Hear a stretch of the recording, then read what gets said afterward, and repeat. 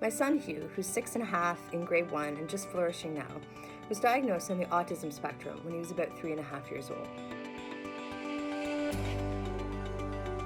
And obviously it's been quite the journey for us.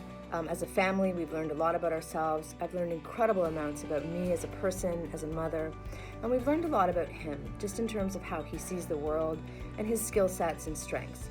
And I know he's young, but I've got no doubt that he's got an incredible future ahead of him. But I do believe that that bright future is contingent on a few things. And the one I want to talk about today that's the most important to me is the power of openness.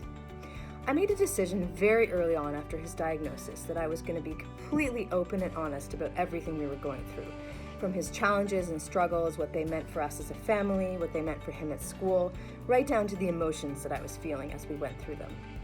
And that has just opened up so many doors for me.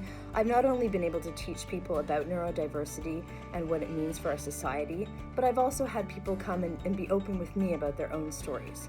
And I think that that's taught me that in the workplace especially, it's something that employers need to do to be able to foster a culture of inclusion, is to provide a safe space, a comfortable space, and a place that's very open for people to be able to ask questions, to learn more, and just have that sense of openness in general. And I think that this is something that we need to focus more on in the workplace, and I think it comes right down to the employees yourself. If you don't know something about someone you're working with a disability, or someone who may be parenting someone with a disability, don't be afraid to ask them questions. You may not always get an answer, but at least you've tried. And I think that the only way that we can get rid of biases and assumptions is to create this culture of openness and to share our stories and ask questions.